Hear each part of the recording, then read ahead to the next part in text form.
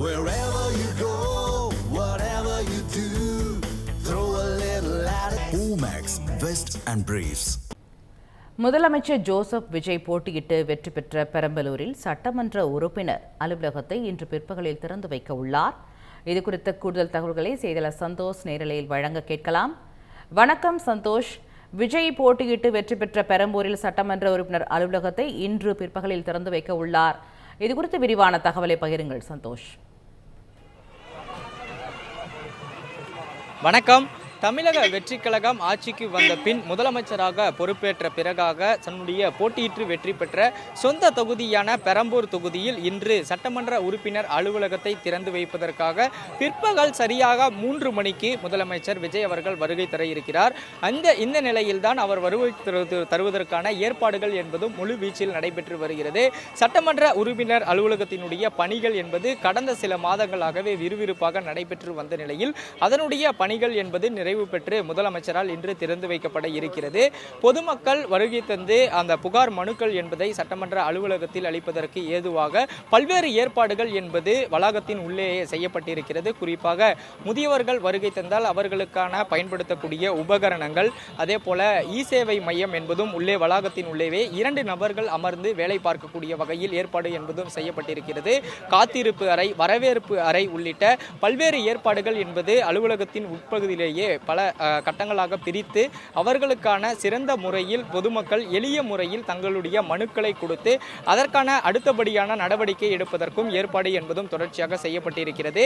அலுவலகத்தின் முன்புற சுவர்களில் தாவேகாவினுடைய செயல்படுத்தப்பட்ட திட்டங்கள் மற்றும் அதனுடைய செயல் வடிவங்கள் குறித்தும் தொடர்ச்சியாக அதனுடைய வரைபடங்கள் என்பதும் வரையப்பட்டு பொதுமக்கள் எளிய முறையில் அந்த புகார் மனுவை அளிக்க வருபவர்கள் தாவேகா ஆட்சியை எந்த ஒரு பிரச்சனையை கொடுத்தாலும் சரி செய்து விடலாம் என்ற ஒரு நம்பிக்கையுடன் வருவதற்காக அந்த புகைப்படங்கள் வரையப்பட்டிருப்பதாகவும் இங்கு இருக்கக்கூடிய மாவட்ட செயலாளர் அவர்கள் தரப்பிலிருந்து தெரிவித்திருக்கின்றனர்.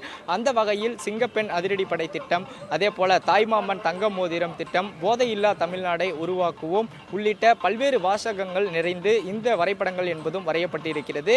முதல்வரினுடைய வருகையை ஒட்டி இந்த சர்மா நகர் பகுதி முழுவதுமே பல்வேறு ஏற்பாடுகள் என்பதும் செய்யப்பட்டிருக்கிறது.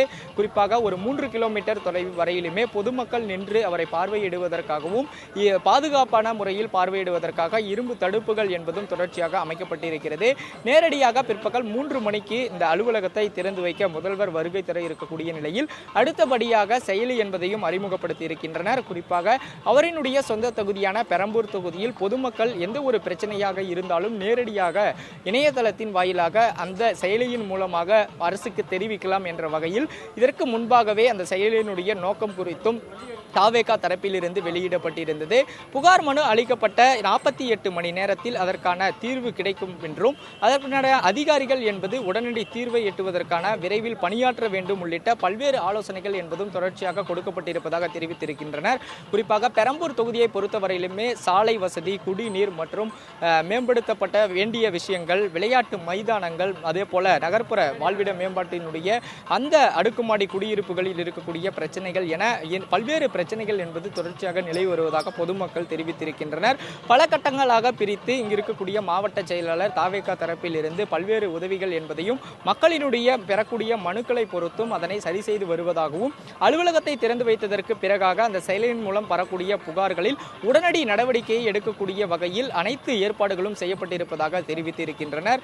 அதன் பிறகாக அலுவலகத்தினுடைய திறப்புக்கு பிறகாக இந்த தெருவிலேயே அமைந்திருக்கக்கூடிய ரேஷன் கடையில் புதிதாக விண்ணப்பித்திருக்கக்கூடிய குடும்ப அட்டைதாரர்களுக்கு வழங்கக்கூடிய திட்டத்தை என்பதையும் முதல்வர் தொடங்கி வைக்க இருக்கிறார். குறிப்பாக தமிழகத்தில் 73,000 புதிதாக விண்ணப்பித்திருக்கக்கூடிய குடும்ப அட்டைதாரர்களுக்கு இன்றைய தினம் இந்த திட்டம் என்பது தொடங்கி வைக்கப்பட இருக்கிறது.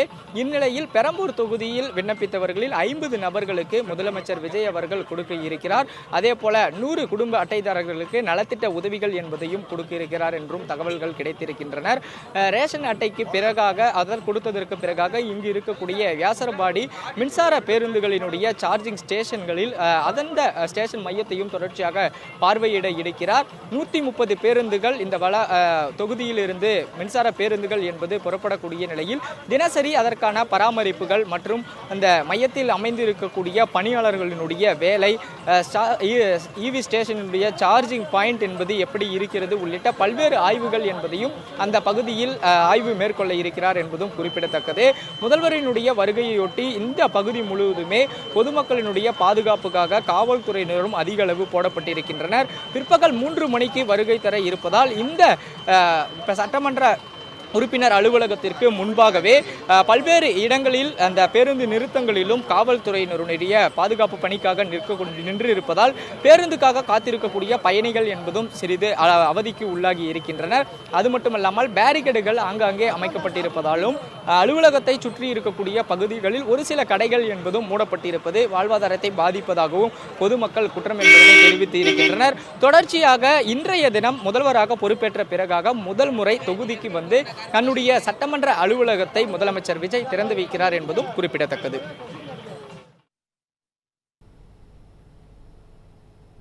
விரிவான தகவலை பகிர்ந்தமைக்கு நன்றி சந்தோஷ். இந்த மாதிரி யூஸ்ஃபுல்லான இன்ஃபர்மேஷன்ஸை தெரிஞ்சுக்க தமிழ் ஜனம் சேனலை சப்ஸ்கிரைப் பண்ணுங்க.